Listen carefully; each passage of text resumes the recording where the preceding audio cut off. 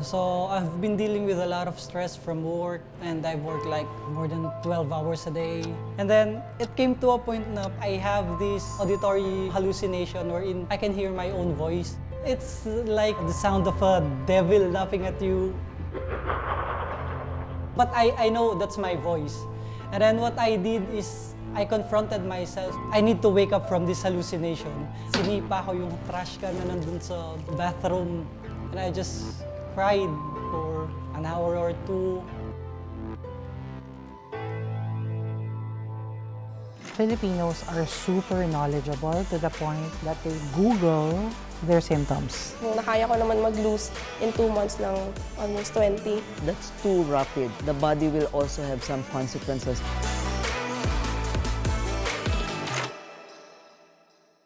The World Health Organization defines health as a state of complete physical, mental, and social well-being, and not merely the absence of disease or disability. 27-year-old EK looks just fine on the outside, but an unseen haunting battle has had him for years. I started seeing the symptoms of depression when I was in Middle East. That was 2016. I've been dealing with a lot of stress from work since wala ka akong day off, and I've worked like more than 12 hours a day. And then it came to a point na I have this auditory hallucination wherein I can hear my own voice. It's like the sound of a devil laughing at you. I was okay. Nagbibiro ako, nakikipaglokohan ako, but bigla ako zone out. Biglang may pumasok na naman. Then, you have to go back again. Na kailangan mong i-maintain yung happy facade na yon. You need to be firm. Although, you know, it's hard. I mean, I have all the signs. This is not just stress. This is not just like sabay-sabay na problema. If one is suffering from depression, sometimes they don't even know that they're suffering from one. Kasi they don't have insight. That's one symptom also of depression, lack of insight. Sinabi ko sa best friend ko na parang meron akong depression. The usual na sinasabi kasi nila, stress lang yan. I know something is wrong with me. Alam ko it's deeper than stress. So picture yourself walking in a tunnel that you know there's light in the end, but for you, you don't see it. So that's how dark it is. I consulted a psychiatrist.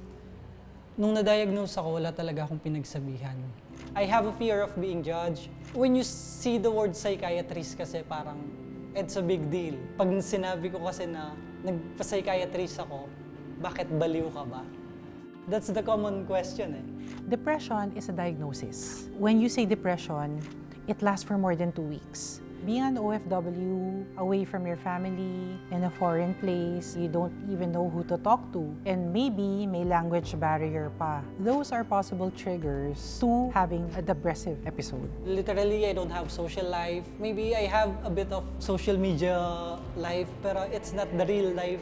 It takes longer periods of so-called sadness, and it has multi-symptoms like you can't sleep, or you oversleep, you can't eat, or you overeat. You isolate yourself, you have poor self-care. Possible factors like overworking, lack of sleep, a lack of physical activity, and sustained social isolation could trigger mental illness, as well as lack of confidence in oneself. Nung bata po ako, payatot ako. Nag-start po ako lumaki nung nagtrabaho na ako. Kasi syempre po sa nature ng job, nakaupo ka lang. Hindi po siya like mga pang-physical talaga na kailangan mong gumalaw every now and then. May rin po kasi ako before, like bisyo. Nag-iyosi and nag-iinom. Pati eating habits ko, hindi rin healthy. Hanggat kaya pa po ng tiyan ko, kain lang, ganun. Tawag po nila sa akin nung dati, tita, kasi yung katawan ko nga po pang tita daw. Sumakay po akong tricycle pa uwi po sa amin. Wala na pong space sa loob. Nung pag-upo ko po doon, yung driver po, tinignan niya yung gulong niya kung flat.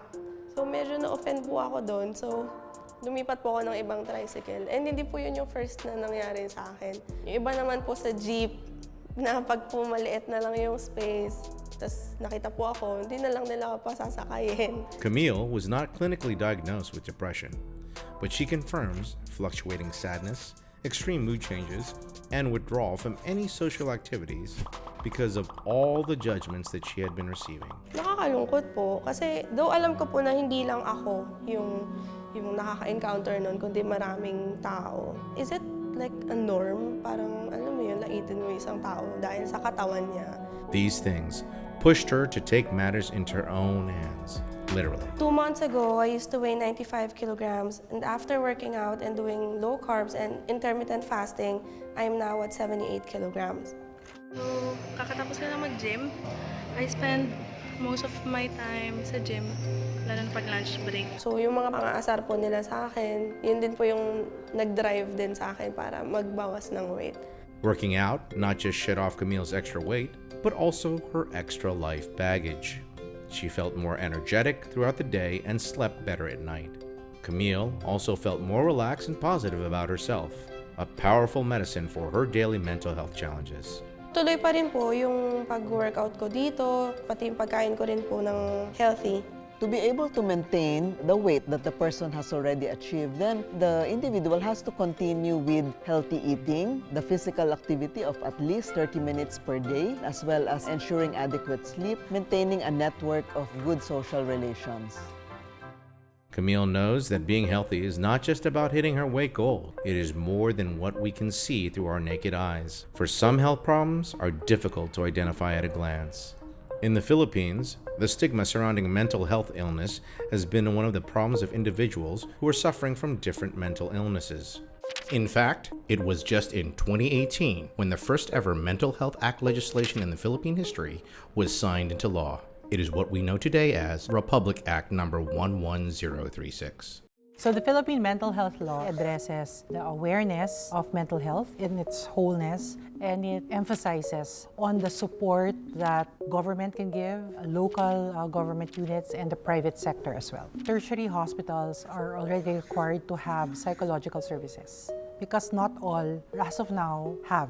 Nowadays kasi, with all the education advocacies that we have to say that it's starting to lean towards more self-awareness on how one feels. And of course, there is also this preventive side. There's already an intervention. Example, in a company, you already hire life coaches or you already hire psychologists to visit just to check on the employee's mental well-being.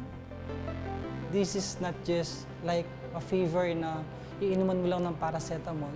It will need effort, affection, lahat. Marami siyang kailangan. That's what I'm thankful for siguro sa kay TaskUs. They discussed it during the RC Squared. Sinabi mo yung mga yogi, may mga psychiatrists. Doon ako pinaka naging interested. And then, there came a point na I just need someone to listen. And that's where I decided to take advantage of it. Nag-shed siya ng light sa akin.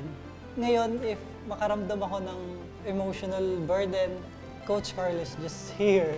Every time, anytime, makikinig siya. Access is very, very important. Companies that give free access for psychological counseling, well-being, and life coaches, they're the best. It's very important that in each society, workplace, school, it's very important that we establish a community of care where everybody cares about everyone. So, if access to maintaining an overall healthy lifestyle is provided, what should someone do with it?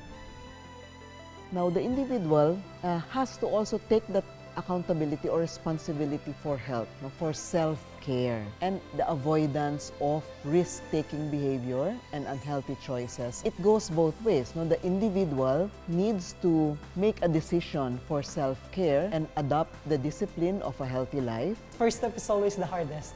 You have to face it. You have to be strong. That's your only choice. Ngayon, I was advised na to have some distraction through physical exercise, listening to music, walking, appreciating the things around you. Here's my workmates, Max. Hi guys. And most importantly, don't forget about you. Don't forget about self-care because that's really the foundation of everything. Without self-care, you can't care for others. How do you practice self-care? Well, if you were to ask me, know your boundaries and set it. Learn how to balance your life in your terms. In this chaotic life where technology dominates, find your balance.